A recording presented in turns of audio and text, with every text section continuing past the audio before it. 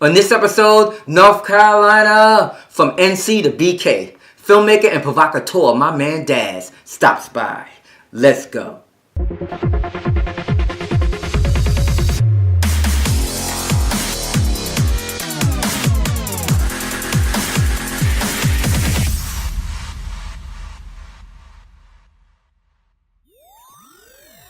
It just started. When does it start? That was the perfect cue. That was good. It starts right now. That's good. You know. Should we toast or something? Sure, you know. Y'all toast? You know what? You know. I know you are. You know. You're from North Carolina. NC, which is NC. 1-2. Anyway. Sorry. Which is 1-2. Carolina just won, by the way. Won what? You know something that's kind of messed up, man. Not the Super Bowl. No. The college. Carolina Tar Heels. Wait, March Madness happened already? No, they just won a game. Now, here's the thing. This is why I They won should a talk about division? sports. Because I've been working so hard, I don't even know what's going on in sports. I ain't gonna lie to you. I know, me too. No clue. I know LeBron is having drama in Cleveland. I know that. I see that by the memes. Right. No, literally, man. I was at this Super Bowl party. I was working. Working the Super Bowl party, filming. But the thing is, I felt bad because I didn't even know who was playing. Damn, for the first time ever in my life, I was like, I don't know who's playing in the Super Bowl. I just knew it was the Patriots because is that because so much was that a Colin Kaepernick thing, or was it just I'm busy and I don't got time to go? 100% Colin Kaepernick. Right. 100%. Last year, it was okay. Work made it easier to slide out of it. Right, and to not know shut it down. But 100% that. Yeah, man. And then I know some people will be like, well, if you're going to stop that, then you should stop H&M and stop Gucci and stop, all that stuff. And yeah, that makes sense. We should basically stop living. Then, because that's what it is. It's kind of like if we were to unearth all the shit. It's like you can't bank with Bank of America. You can't bank with if you really want to be body, and you got to go off the grid. Because Chase, they talked about, the banks that had, life insurance policies on slaves. So it goes deep. It's so when you start unearthing shit, you unearth shit that you don't want to unearth. I was trying to set me up. No, I ain't trying to set you up. I ain't trying to set you up. Because I am an unearther. I know you're an unearther. We don't want to get shut down by the power that be. So, we'll have those conversations with the camera off. But, you're a filmmaker. And I know your passion for filmmaking, is cinematic and visual, but, it feels because of who you are, it's tied to a bigger purpose, a revolutionary purpose, something that you ain't making no happy-go-lucky shit. You just ain't doing that kind of stuff. I'm glad you said that, because I thought about that. When you said revolutionary, I was like, I did do some stuff that's pretty crazy. Yeah. That slave auction joint, remember? I remember. I was just kind of like... for Black Friday. That nigga crazy. Yeah. I was just like... but it's like... You and everybody else was like... Right. It was crazy. It was like... It was, and I was going to do it this year. Again, I was going to do it every year. Every year I was going to do a slave auction on Black Friday. So right. people know. Woo. In Manhattan. In Manhattan. I did it in Manhattan, Times Square. No. Union Square. Union Square. You can just Google it. Just Google slave auction Union Square. 2017. You'll see it. You'll see it. So I did that. I was going to do it every year. Literally just so... It's like back in the day, they didn't have cell phones to document this stuff. So it's easy for us to discredit and discount it. Right, that it happened. Because you don't see it every day. Right. So I was like, all right, fuck it. I'm going to make sure people see this. At least once a year, you're going to see it. But then I said, okay, I learned more. And I realized, oh, shit. It's a lot of us... We're not here from being slaves. We were already in America. Right. We were already here. Right. So we were enslaved. And once I realized that, I was like, man, it's a bigger picture. Right. And then when our history started before slavery, it's kind of like, we kind of study Black History Month in this country. And it's kind of like, okay, so our history started way before this country was birthed. We know that shit. Oh, yeah, definitely. I mean, speaking about what we know, it's like, technically, when you really think about it, and as a filmmaker, you'll understand. It's like, and probably anybody in the art field, it's like you kind of always learning. Like even if you, like, okay, most of us know how to shoot. Right. We know Not all of us, but Yeah, but in the field, you know generally how to make a movie. Right. Okay, But what makes you good or not is, oh man, that little part you can't explain. That X factor. That's the factor you can't explain. So. But I think some of it you can explain. I think it's also your perspective. And I think that's why sometimes when we're young, we're like, oh, we're ready. We got shit to say. But as we get older, it's kind of like we got a lot more to say. And we even know how to analyze a script differently. The nuances. Scarier, though? That's the sidebar on that. Right. Isn't it scarier the older you, like... No. I'm younger than you, but the older I get, man, it's like all the stuff you learn is like, wow. Like, I mean, it's not scary. Like, whoa. It's not, for me, it's not scary because, I come from, I try to, everything is based on, a relationship with God and being centered. So it's kind of like, it's never going to be bigger than me, if he's in me, so that's just me being, Christian. But, so I see it as, it's just managing it. It is a lot, so that's one of the reasons, I do painting and just we pour into our creativity because, this reality, real world shit is that shit drive you crazy. So, sometimes we just got to create and just live in it, and we can't change the world. We can't have the whole world on our shoulders. And as creators, we know that because we won't be able to create. If we thinking about all this because it's too heavy. Yeah. It's too heavy. And we use our art. Like you did a slave auction, like that is, that's our revolution. Creative people always been at the front line. Whether it's James Baldwin, we were the rigid, revolutionary. Whether it's writing something revolutionary, shooting something, so that's how we speak. The moon landing. The moon. He segued into that shit. The moon landing. I'm just saying. I mean, creatives create. Right, creatives create. Like kids, if you want to join the greatest motion picture company in the world, be a scientist and go join NASA. Learn how to trick people every day. So what are you saying what are you saying that NASA and the moon landing was one of the biggest film productions in history? Are you breaking news on? No. So as a filmmaker, okay, I look at things, and every filmmaker, even if you're not a filmmaker, right, and if you're just a filmmaker at heart, right, every filmmaker looks at things from that perspective. Like, oh, I'm watching a movie. My life is a movie. Literally, right, ultimately, that's what got me into making movies.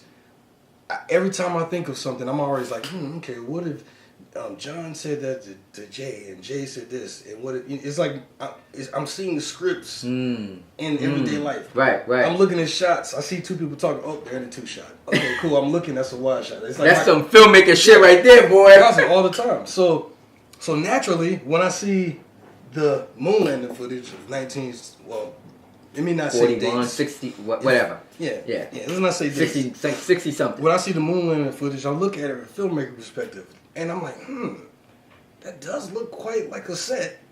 And you say, well, why does it look like very a set? symmetrical? Yeah, it's symmetrical. The mountains in the background. Should it be a line between the ground and the mountains? That doesn't seem very natural. But then you think about what a movie set looks like, and you're like, I've been on a movie set. Right. I see why that's that way, because you need a floor and you need the mountain. It makes sense. Right. As a filmmaker, when I look at the moon picture, I think I showed you the other day. I know the size. And I'm gonna stop talking about this after this. Because we don't want to get a knock on the door. A knock on the door. Whole nother conversation. So you look at the moon and you look at the earth, and from a filmmaker's perspective, if I was gonna do that, I would say, well, wait a minute. Now, the earth is pretty humongous. And if I'm on the earth and I'm looking at the moon looks small. Right. So if I was on the moon, I'm looking at the earth should be big. So when I look at the NASA picture and I'm like, wait a minute. Why is the earth so small? Yeah. As a filmmaker, I got to call bullshit on it. So it's not really a question of whether I believe or not. It's like, that's what they presented the information and it doesn't make sense. Right. Like, I mean, so does they're that? They're not gonna trick me to believe in something that's not. I mean, but we all know that filmmaking media is one of the most powerful things on earth. From the image of Jesus, from Egypt, and Egyptians and Moses, and just how they can kind of master a movie, and now our perception of what that is altered. Is that, I mean, that can be in any realm, even cowboys and Indians. You growing up, it's like, okay, the Indians are bad. You know what I'm saying? So the narrative, who controls the narrative, controls, so is that testament to it. The fact that, not to say that the moon landing didn't happen, but if that's the narrative that you want the people to receive, Oh man, it's hard not to talk about these things. I'm just connecting it to movie, because the thing is that one of the principal reasons for filmmaking early on was propaganda. That's why they made movies. So then this. Exactly, because the thing is they didn't stop. Like, why would we think that they stopped propaganda? You know, in terms of movie making, if that's why movie making somewhat was used as a tool. So obviously that is a part of propaganda within film, in addition to the creative aspect. From the very beginning, it's been used for propaganda. Like, you have to think about it. You know, I don't want to get too philosophical, so let me. It's okay. I'm trying to be at home. I feel like I just have notes over here talking. Nah, so you know they be teaching. Yeah. Let me fall back for a second. Okay, there was a French film, a silent film that was made. I don't remember if I went over this or not. It's called, something about the moon. I can't think about it. If I had my phone, I would go. But it's a French silent film that was made. And it's called, I just said something with a moon. Man. It got moon in Man the on the moon, something about going we'll to the find moon. it. Yeah, we'll find it, figure it out. So, it depicts what it looks like if you went to the moon. And I think they had a little story. They went to the moon, something happened on the moon. Right. And in this 1903 silent film, you clearly see they're on the moon, and you see in the distance what they have in their backdrop, the stars, and a picture of the Earth. Right. So you mean to tell me in 1903, that movie that was made looks exactly like the 1967 photo? Really? So does it? Oh man. If you pull up my Instagram, and I have a meme that shows the two side by side. Don't be an asshole. Don't be an asshole. Don't be an asshole on Instagram. Don't be an asshole. It's gonna come up. It's gonna come up like right here. There it is, right there. It's gonna come up right there. Shirt. You know. Yeah, very simple. Don't be an asshole. Don't be asshole. All right. So when I look at that, that's the first propaganda right there. So NASA kept the film propaganda and continued it on. Okay, so this is... There's no way that 1903, and this is 19... So NASA continued on using filmmakers to push the propaganda. That's the field we're in. Really? It happens. I don't got nothing to do with it. Hey, the Men in Black hear me out there. Listen, the Men in Black. Yeah. Y'all want to pay me to come shoot some stuff for y'all to make it look better and believable? I got you. So I mean, that's one of the reasons why I got into film in the beginning. You know, just because I understood how powerful the medium was. You know, and I was a revolutionary coming up. You know, in high school and you know, so I saw it as a means to really tell a story and to make change and that whole kind of, you know, optimism with the world. So that was one of the main reasons. You know, growing up, seeing what Spike was doing and just images and, you know, so it was an empowering kind of thing. Thank you. Let me say thank you on camera, man. Thank you. This guy right here, I know this brother right here, man. Man, when I first came to New York, man, I think I came here, I hit the Craigslist grind early. I was like, all right, every day I'm on Craigslist. I'm 100 people quiet, trying to get anybody I could talk to give me a job, get in the industry. And I called you, and I was like, man, this guy's going to be Hollywood. He's a season director for Spike Lee. Oh, man. Coolest guy, man, ever, man. Talked to me. You invited me out. We sat down with coffee. I think I met your assistant. You asked me what I wanted to do. Gave me another call and said, hey, I got something you could do. We did it. And the rest is history. The rest is history, man. And it's been a minute whether Broad City, whether Chris Rock, it just kind of... I looked at some old Instagram stuff and I'm like, I forgot even the Zaire video. I'm like, damn, I saw a picture of us walking with this. Zaire I'm just kind of like, I just forgot about just how time passes. It's almost like it's a time machine, right? you know, you zip right through it, and you just in it, you know. And it's, I mean, I always see it as a blessing to be able to make films, to do something that we love, and make a living sometimes. But you know, but just ultimately to kind of be in control of our own destiny. That's to me, that's powerful, and that's happiness. You know what I'm saying? It's it to me, it's happiness. You know. Next question. So, how do you feel about like black production companies? Oh wait, are there any? Black production? There's a few black production. There's a lot of black production companies. Is 40 Acres the only black-owned no, industry I know standard production company? Like I mean, I know that there's some more, that do. There's probably a couple in Atlanta. I mean, well, I'm talking about at the level of like, I don't know. I'm not gonna say Universal, but there's not a lot, and the fact that we can't think of any is the problem. That's what I was gonna get at. Right. We have to say like, oh, is it? Even in the music industry, it's like with record labels, cash money, no limit. Someone told me Rockefeller. I'm talking about sustaining. Right. Sustaining for a long time don't seem to be going anywhere right now. Only one is Cash Money then. I mean, I guess a Bad Boy, Rockaware. I mean, Rock Nation is kind of 100% black. 100% black. 100% black. That stops it. Even Def Jam. Oh no, not 100% black. Dug Down. Oh no, Dug Down. I mean, Dug Down been around for a long time, which I learned last night. Right. Buckshot Brooklyn. Shout out to Buckshot Brooklyn. However, it's not 100% black owned. Right. And listen, I'm not racist. And that's the thing. But the thing is, the reality is that the music industry, even entertainment overall, is just that's kind of hard to, because it's so intermingled, in the business aspect. The reality is that it's a lot harder when it's completely black. Everybody's rooting against you. I mean. And then unfortunately, just even in some of the experiences, even getting hired, by networks might be tougher. Even getting hired by people that look like you could be tougher. As a PA by networks can be tough. So I can't imagine what it's like. So I mean, because they trust in that production company with money, and it just, it's tough. It's tough that we can't even name it this far into the business. It's kind of like we've been doing this too long for there not to be a couple of more trailblazing production companies. The beauty in it though is it sparks other like yourself.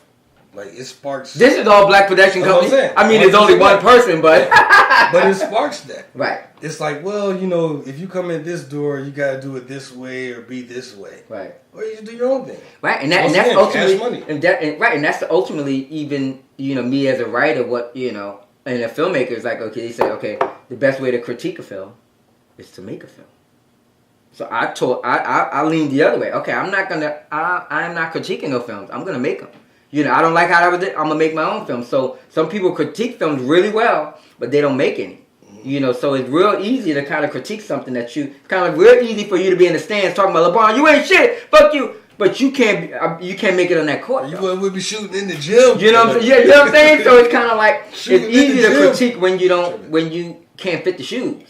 Because it's hard, it's challenging, and it's scary. It's scary to jump out and do the shit that we do. This shit ain't for the faint of heart. Yeah, it's not, man. Somebody told me it was like modern day dragon slaying or something. I like that. I was like, modern day dragon slayers. Ooh, we're gonna use that. The modern day dragon slayers. Who told me that because it was so dope when they said it. I was like, wow. And the funny thing is, it was a gentleman I was working with. I don't remember his name. Sorry if you ever see this. I apologize. But when he said it to me, he said it. He heard it from somebody else that said it. And that's how things happen, right? Like, hey, and it gets passed on. He said somebody said. But that's a good, Right. It's a good analogy because, the dragon slayers is like this mammoth thing that is kind of like, how the hell, this fire-breathing, mean-ass, big piece of shit, and you trying to conquer it. That's what filmmaking is. With no money. Right. That's where it's like... Like, so the money equals the sword. If you don't got a sword and you're trying to fight this fire-breathing dragon... it's like David and Goliath. It's like David with the slingshot. I like that. The money equals the sword. Like we out there with toothpicks fighting dragons. That's it. Damn. And winning, stabbing a nigga in the neck. Winning. You gotta take by any means necessary, right? Yeah. And it's about being strategic. Like, how do I get to the point where I could kill this dragon? And so we have to really be smart and strategic about it, because it's not convention would say that it's impossible. It's impossible. You're not going to kill that dragon. So, but we meet the challenge and we keep on fighting. You know, so I think I always thought that filmmakers were, I'm gonna use that that Dragon Slayer because it's just so interesting. So what's your why? Why do you? What drove you? I know you're an army guy. I mean, you're a military guy. You know, you're a filmmaker now. Like, what made you want to do this? And did you always want to do it? Oh man, like I said earlier, like the way I think, it's like that's how I see things my whole life. Right. You always saw it as a movie. Yeah, I mean, I don't know. Everybody's story is so unique, interesting. Right.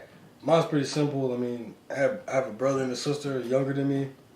My dad used to like build computers and stuff, so he brought home a camera one day, a VCR camera, and I used to get my brother and sister and make them, And at this time, I think this might be why I'm such a damn good editor now. Because you used to edit in your head. Because I used to edit in my head and cut the camera on and off. And you edited in camera.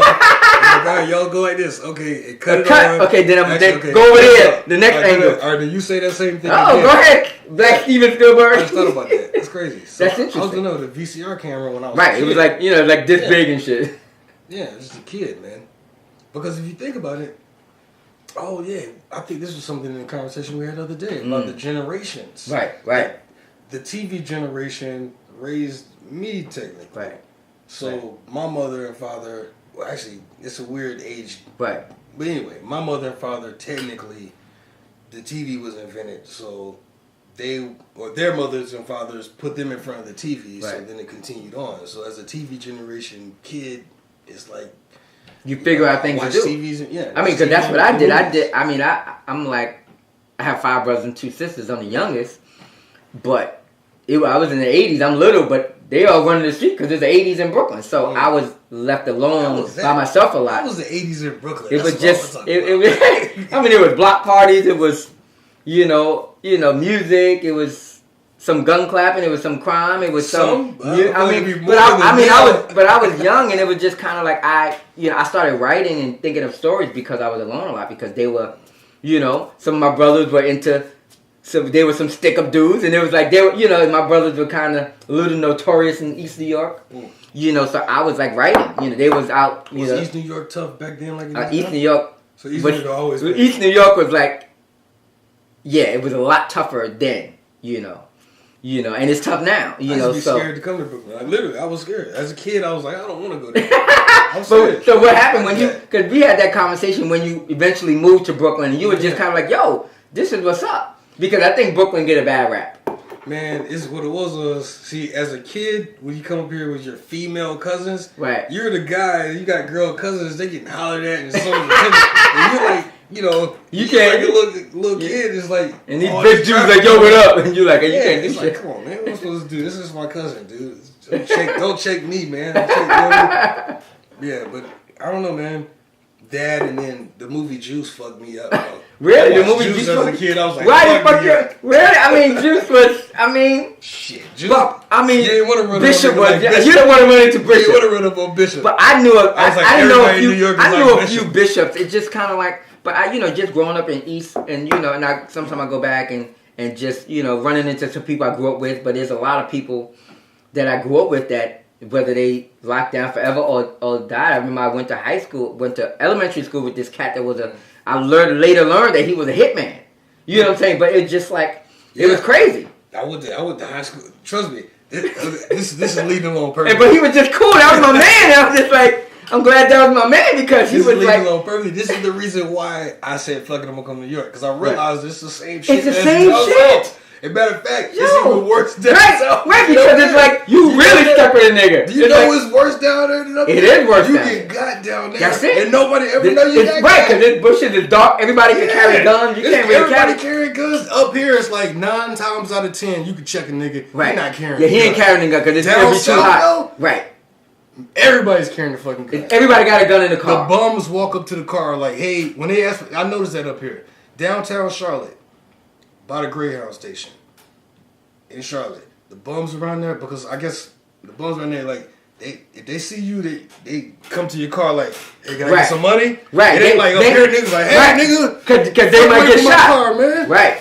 So, when I realized that, I was like, oh, shit, it's the same shit. Right. you know.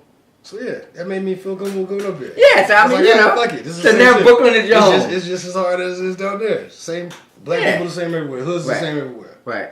You know, so, and it's just finding your tribe, finding the people that you vibe with, finding the creative community since you're a filmmaker, and so you direct. What things do you want to make? What do you see? You know, I know you want to kind of recreate the landing of the moon and do a part 2. That's what you really want to do. Nah, you know, that's why they did that already because they lost the original footage. They lost the original footage, so they had to do a reshoot. So they had to do a reshoot. That was funny. Really? If you really look at it, it's just hilarious. I mean, but the thing is, the fact of how much they can really pull the wool over our eyes is so massive. It's to the point now that we just don't even pay no mind because it's so easy. We don't pay any mind because we're comfortable being stupid. I hate to say it like that and it sounds so harsh, but we're comfortable. You're comfortable being stupid. Yeah, it's the Matrix. Same thing. It's the Matrix. It's the same thing. People are like, oh, well, I'm staying out of it. I don't want to. Okay, you're comfortable just being that way. You know, complacent. You know, okay. You know, you don't want to challenge. Like if somebody comes to you and says, I don't know, this isn't air or even it's nitrogen. It's like you gonna be like, oh, whatever, whatever. I like it because we know it's air, blah blah. But what if it was nitrogen? I don't know. I don't know. But if you're not gonna question, it. Right, you're a questioner. You've always been a questioner. Yeah, my first question to teachers was, hey, how are the maps drawn? Or how they know how the map looks like? What they know what it looks like? My teacher was like, well, they got on a boat and just... and that shit don't make no sense. You can't do that shit. You can't draw you can't recreate your neighborhood right now. Right. You're not going to step outside with the shit they had. And same shit with tools. Pyramids, this kind of stone. Right. They had these kind of tools.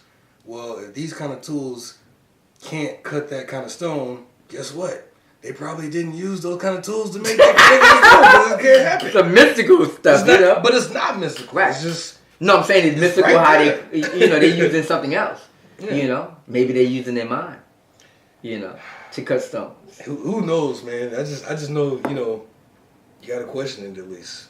Yeah. I mean, you definitely like to push the envelope. So what kind of film do you want to? Yeah. You want to push the envelope. But so, how did that translate cinematically for you? So right now we're doing the next thing I'm doing is a feature film, and got a really good assistant director on it, man. This dude is fucking awesome. This is like the best guy ever, and yeah.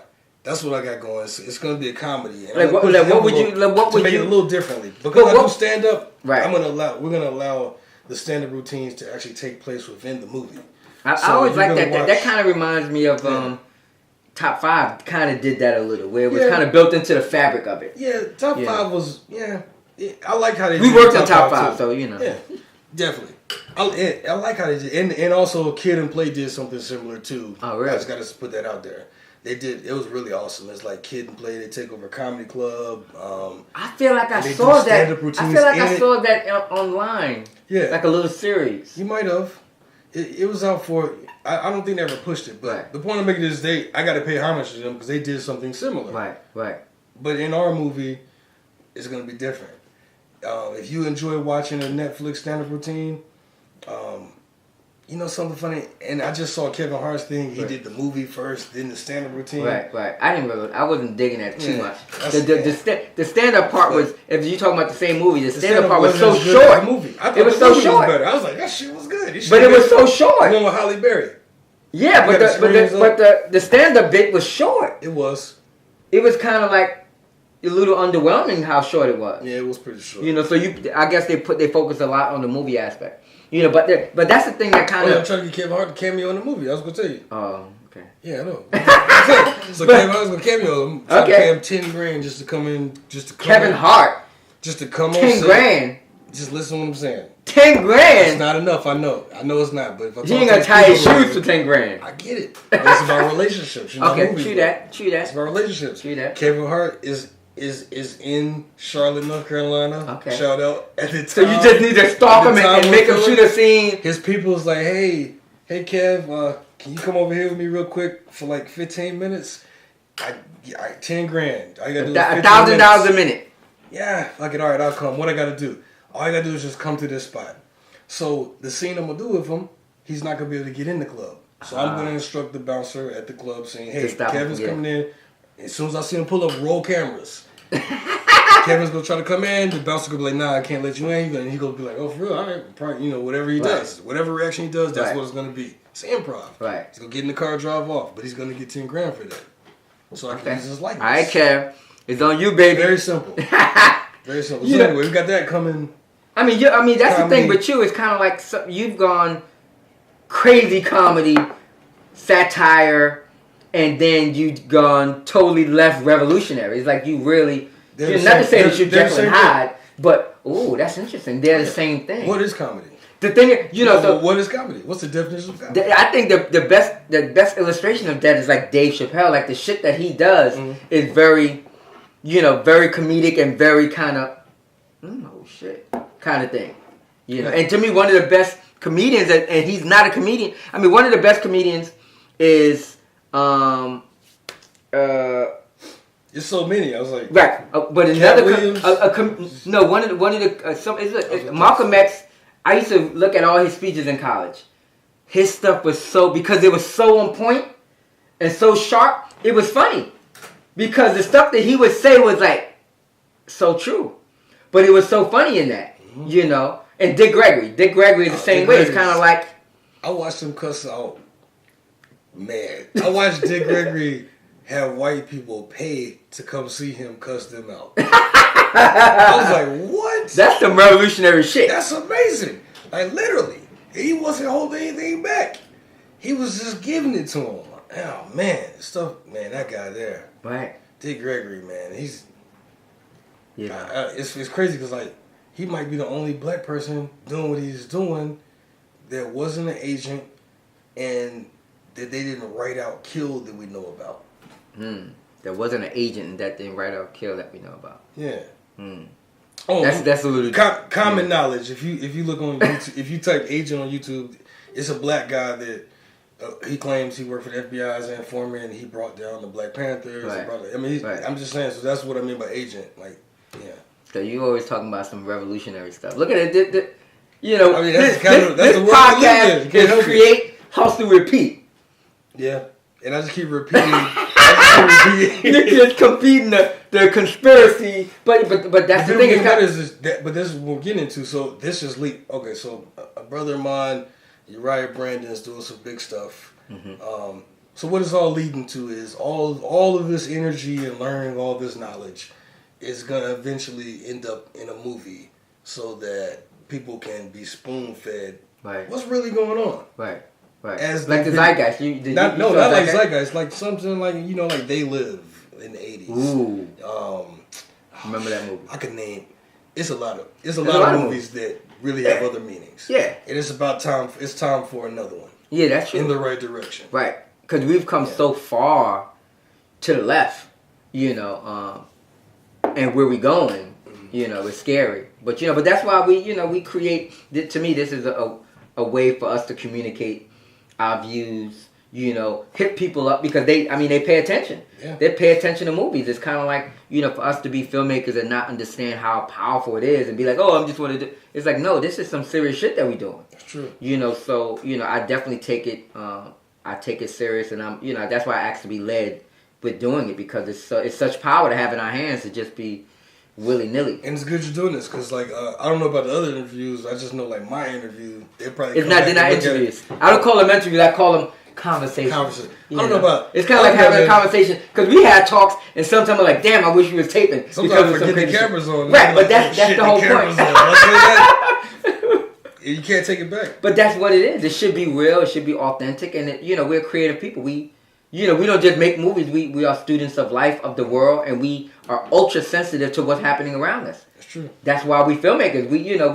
That what makes us good writers. That we are sensitive to people, what's happening, emotions, and we can read the subtext. We ain't just looking at that's what. No, we like okay, what's underneath it? What's behind the curtain? So we question things and we want to dig deeper.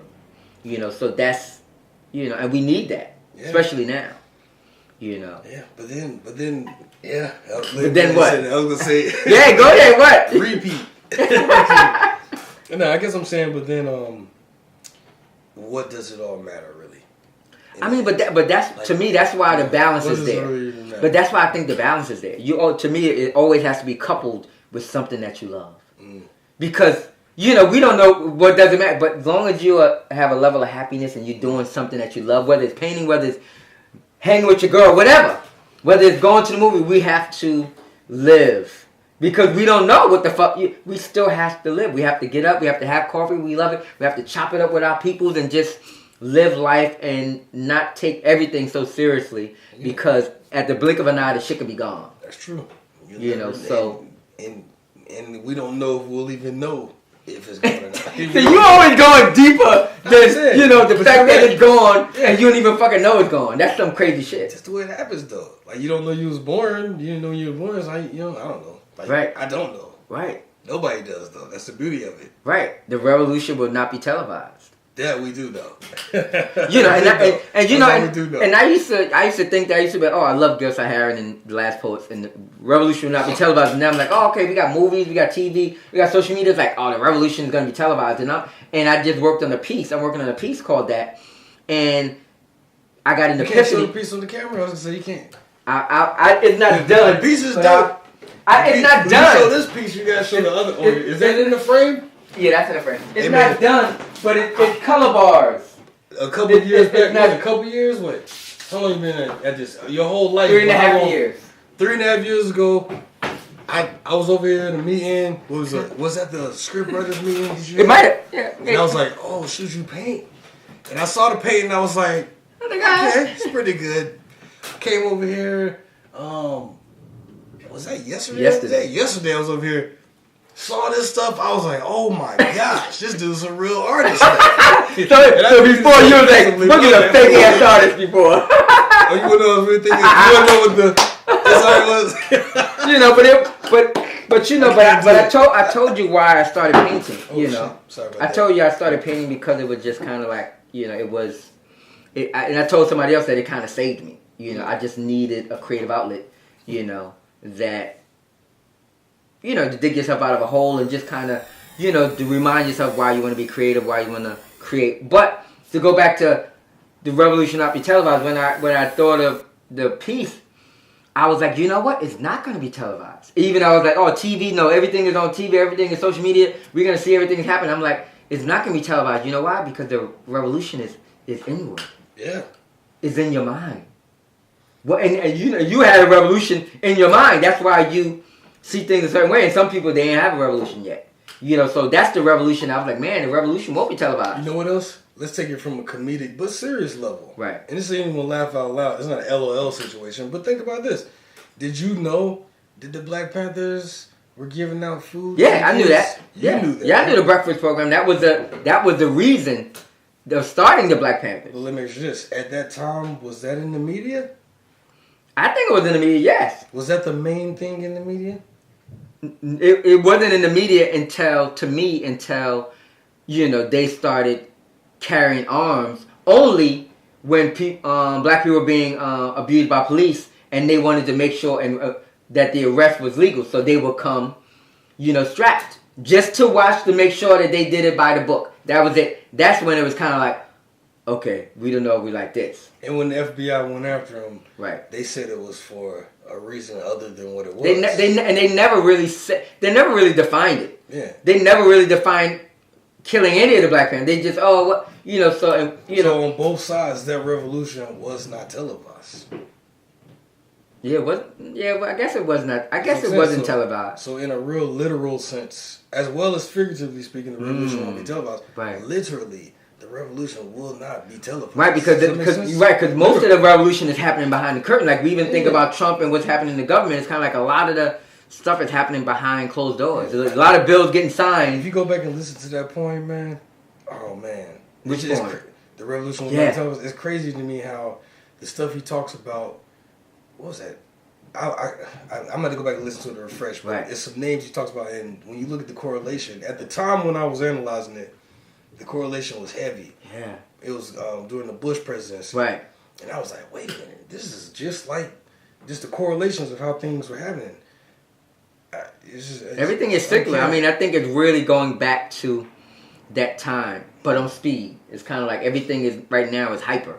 It's hyper gentrification. It's hyper violence. It's hyper. It's everything is hyper in hyper speed now. So I think that's happening, but hyper. That's why it's kind of like people are so caught off guard with how much is happening with Trump, because typically we don't hear stuff with the president a couple months. A year you hear something. Now it's so much hyper. Is happening with him. I don't even know what's happening. Right, because it's too much. Because it's hyper now. Yeah. Everything is so it's just and that's why it's important. I think is to kind of divorce yourself and get creative and just do whatever feeds your soul, because you're gonna get drained. Watching too much or really thinking about the shit that you can't control. We know all of that shit. We can't. You know what I'm saying? It's like it's not much we can do. We need to still be of right mind and body for when that time happens. But we still got to kind of take care of ourselves, and not go crazy. Because we know there's, in history, there's always been a lot of people that have gone crazy because they got so much information. You see a lot of homeless people that are uber intelligent. It's kind of like, what happened? Because it's like, it's overwhelming. Man, I was close to that last week. last week. Why Dad talking to himself? I saw Dad talking to himself. I had to call my dad last week. My dad was like, man, listen, I'm going to be real with you, son. He was like, if it's not making any money, don't even talk about it no more. Because I was just so revved up. Right. I started researching one thing. Right. And it leads you to something else. And it leads you to something else. And next thing you know, you're down a rabbit hole, and you like, fuck. It takes people around you to pull you out of that sometimes. Right. Like, hey, man, and once again, as a filmmaker, that's what we have the tendency to do. If it's a project that you really believe in, passionate in, you get stuck in it. Right. Method actors have the same issue. That shit happens. It's hard to pull yourself out. As a director and a writer, you still... Right. Oh, I never thought about that. If the method actor can get lost, then so can the writer, the director, the AD, anybody. Right. And I think that's why I've learned how to be more present. And be present in that moment, just in that moment. And then once that moment is over, I'm present in this moment. Because we get so caught up in, the history of something that, so we get so into the automatic, I learned that from you. You said it to me a couple weeks back. Or it might have been a month or sometime. You said, hey, man, actually, you said earlier in the podcast, too, but it's like, hey, man, thinking of all the stuff we've done. Right.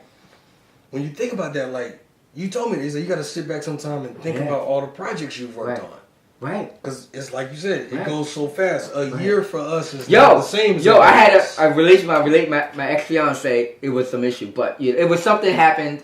I'll just put it out, that... No, I'm not going to put it out. I'm over here I'm not. What happened? I ain't trying to get cut, so... What happened? No, anyway, so, like you said, a year for us feels like 3 years. Because we do so much in that year. And you're like, damn, what the... Because sometimes I worked on a project, and I'm like, oh, yeah, and I'm thinking it was like 4 years ago, and I'm like, I think it was like last year, and it's like 4 years ago. I'm like, damn, that was that long ago? But because that's just, so we have to relish and celebrate ourselves and get perspective and learn how to be present and just kind of like, because, we got to celebrate ourselves. Like, be honest, when you look at your W-2s, isn't that when you figure, like why do I have so many W-2s? Like, that movie was this year? Yo, was last year? I remember when I used to, like back when I was PAing and I would, after, it get quiet and then you work on something like, oh, well, I got to go to unemployment because...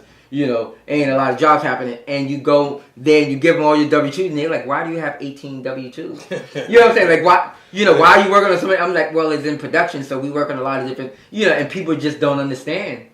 That is that, and then what does that do to us, though? I feel like, just looking at it, is it something psychological, the fact that we do so many, you know what I'm saying? Because, like a 9 to 5, you work at 4 years, and you say, the fact that we kind of jump around like that is just so interesting. I'm just thinking, does it have a psychological effect? It's funny because the military made it easier for me to do that. Like, okay, I don't know how to say it, but I'm saying like, when you're on set, man, you might spend 3 days, same clothes, right?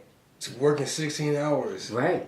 Just take your shoes off, go to sleep for an hour, wake up. And then you're back on it. Right, because it's easy to do that. Right, and that's why I've always thought about production as battle. I've always referenced it as that, and and one of the reasons that I got through the beginning of my career in that way because I wasn't in the military like you, but I was actually Muslim when I got out of college. So I was very disciplined. So I would be in a corner and I'm just like, and I used to say, psych myself out. You practice Islam like wholeheartedly? Yeah, I took my shahada. I prayed 3 times a day. I knew my call to prayer. Bismillah. How long did you do that for? For 5 years. Oh yeah, using so I used to say if it ain't rough, it ain't right because it was just kind of like it was like the military. You just have to be standing on a motherfucking post. You know what I'm saying? Oh, Nation of Islam? No. Oh, okay. No, not FOI. It was in Brooklyn. It was this thing called it was Imam Isa. It was back in the. So this guy took a community approach. It was a community. It was a community. In Bushwick, there was a block, Muslims. In Muslim garb. It was Imam Isa back in the days. It was like real Orthodox. What happened? I think he moved to Georgia. He's still operating though. I'm not sure. But yeah, it was some powerful shit in Brooklyn back then. But so I always was kind of like, very disciplined. And it was sometimes on set. In my mind, I'm like, why the fuck am I doing? I worked on A Preacher's Wife. And I did first team and I did walkies. And, it was a ton of walkies. And I used to do first team, right? I'm trying to think about how was you, at the same time? At the same time. I know. And I used to, and remember first team on Preacher's Wife was Whitney Houston, Denzel Washington. There's a wine that Whitney gave me a sign. I shouldn't say it. But anyway, Whitney Houston. I don't know. Whitney Houston, Denzel Washington, Courtney B. Banks. Back up. You said that bottle right there. Yeah. Signed by Whitney Houston. It was a gift. For the PA, she gave all the PAs a bottle of wine that she signed. Beautiful spirit. So anyway, with Whitney, Denzel, and... What's that wine taste like? But what happened was... Whitney wine, though. But what happened was, we used to... I remember, it was cold. It was wintertime. It was in Yonkers.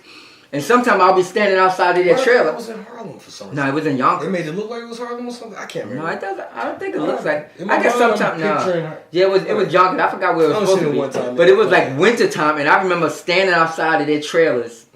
It was like... it was like... to the point where you're so cold and you kind of like, I'm going to die right here. That's how cold it was. So if I wasn't Muslim and disciplined, I couldn't take it because sometimes I questioned like my existence in that moment because I was that cold. Damn, I've been that cold. And I had to talk myself out of, it was mind over matter. And if I wasn't, to me, Islam definitely gave me a level of discipline that was just kind of, it just, to be able to do Ramadan and fast, it just kind of helped make me a better AD because I was 30 days, right? It's 30 days, 30 days. 45, I don't know. Whatever 30 it is, that's longer than I've gone. Yeah, so it's just the discipline thing is very important in this business, as you know. It's like you got to be disciplined, So, so I understand the military thing because it's definitely going in the battle. We the Broad City, going to battle. We shooting all night. We shot. How many days we shot? We shot like 3 days, all night. Overnights. That was crazy. And it was just kind of like you get so tired. Corey did a good job. Yeah, Carl, you get so tired that you almost lose your mind.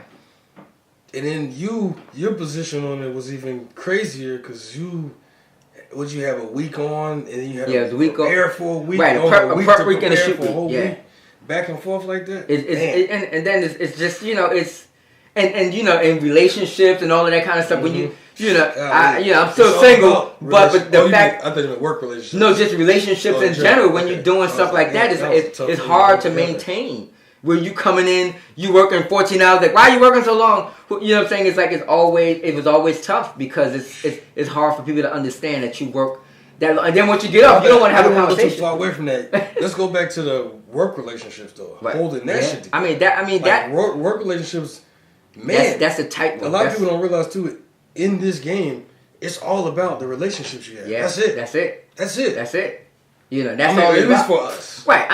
If you win the lottery tomorrow, then fuck the relationship. Right. You can do whatever you want to do. But ultimately, it's these relationships that over time, people in different points in their life, it's just kind of like you got to navigate it and you just got to stay the course. Ultimately, you got to stay the course because people come and go and the relationship changes, people move up, people go down. So it's kind of like how do you stay the course and stay true to yourself? Because there's going to be a lot of times that you should change or you should do this or you should sacrifice your beliefs for whatever.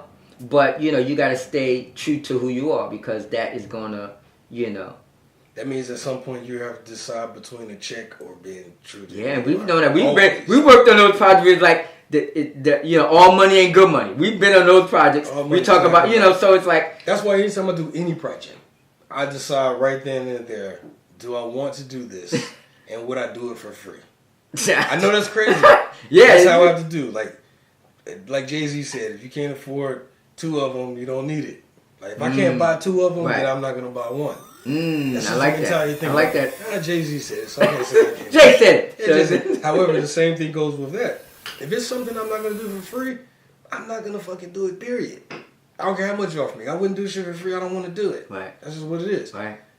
That's because we know what happens in those instances where it's kind of we've been in those jobs where it's tough. It's tough, and and that's the thing. All jobs are tough, and that's not it. But it's something else. When it drains you, when it's kind of like it's not fun, where it's kind of, where it's not the reason why you want to do it. Because we've been on those jobs where it's tough, and it's like, whatever, bring it. We having a good time, we just rocking out. And those jobs where it's tough, and it's kind of like... With beer, we knew we was drinking a beer at the end of the shit. and then you're rocking with people that with good people, know. But we've been in those jobs where we working with people that we would never rock with, and that, that aren't good people, So, and don't love it the way, I love the game. I love it. So there's a certain level of joy that I'm going to get from it, even though it's hard, but everybody don't love the game. So some people hate on the game. Oh man. But it is a game though. It is a game. I always relate everything to chess. It just depending on how you strategically move the pieces. And some pieces are more valuable and more powerful than other pieces. But you still gotta value all the pieces. That's true. Or know the value for all the pieces. Right. And strategically move the pieces because even moving a pawn the wrong place might endanger your king. So you gotta treat all the pawns, all the pieces with respect. From the director to the production system to the parking guy, everybody is a cog in this machine that works, So those are the jobs that I love the most, where everybody is kind of respected across the spectrum versus the ones where it's like a we over here and you guys ain't shit kind of thing. I hate that. I hate that too. And that goes to back when I used to PA, and I worked for some ADs that was just like brutal, just to be brutal, just for just to be that way, and it was just kind of like I was like I'm never gonna treat any of my production staff that way. And they used to be, I came up the hard way, so you're going to come, and just kind of like, That's life too, man. That's life too. Putting your past on somebody else's future. Right. Right. And that's unfair, It's unfair. Because that's your past. You went through that past for a reason. And sometimes you went through that past so somebody in front of you don't have to go do that past. And, and part of the reason why, I started this podcast and I was talking to somebody and I was like, fearful. I hate being in front of the camera. I hate my voice. I hate my face. That's me. I don't like being in front of the camera. I hate my face. I'm behind the camera. You know what I'm saying? Exactly. This is awkward as hell. It's awkward, but that's why I try to make it more conversational because we don't pay attention to the camera. Yeah. But I was talking to somebody and they was like, and basically what came out of the conversation that I wanted to be something for someone that I always wanted somebody to be for me, to be able to kind of creatively talk and just kind of. What I'm saying? You always wanted. As you say that, I'm like, this is only the second time I've done. No, the third time I've done one of these. You might be onto something. And just talk about journeys and just it's kind of like, talk to people that do it, that's living it, and about their journey, not what they do, but who are they? You know what I'm saying? To me, that's the empowering part of this. It's kind of like, okay, so why do you do it? Like, what? Who are you? Who is Daz? I'm a DP. I'm a director. Who is that? Just that. I'm more fascinated with that. We've had conversations about all kinds of shit. So I'm more fascinated with a lot of the other shit that we've talked about just as much as the filmmaking. You know what I'm saying? Because that's fascinating too, but the other shit is just as fascinating. And it's like that's where, that's what makes you the director that's nobody, like that's why you unique as a director for you. Because you only got that story. Nobody else got that story.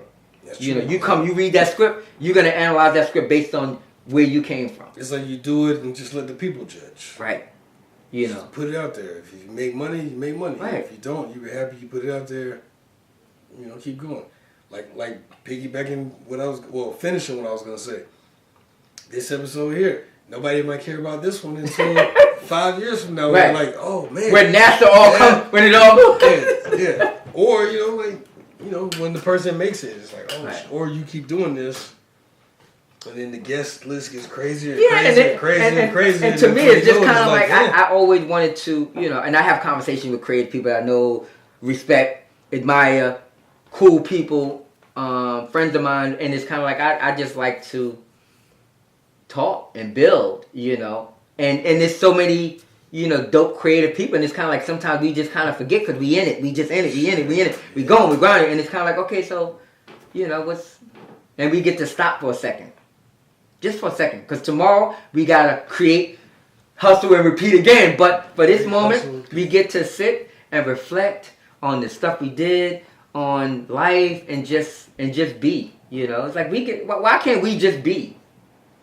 I'm sorry, I'm still like create, hustle, repeat. Yeah, and that came out of just I didn't have that name initially, but just from the first two podcasts, it just kind of came to we create and we kind of hustle and then we do it again. It's just this thing that we perpetually do. We don't think about it. We create, we hustle, we make it do, and then we do it again. It's kind of like just something a mantra that we do without thinking about it. It's almost like our own rat race. Yeah. It's almost like in our creative side. In our creative side, we can get stuck and locked into that. I'm glad you're saying it like that, because now it's coming. My cogs are turning like, wait a minute, I get stuck in that. Is that a good thing? Right, but I get stuck in the create, hustle, and repeat it. Right, it is a cycle that you don't want to get stuck in. Hustle, repeat, but it's got to be like, wait a minute. Right. Why There's can't more I to this. just create?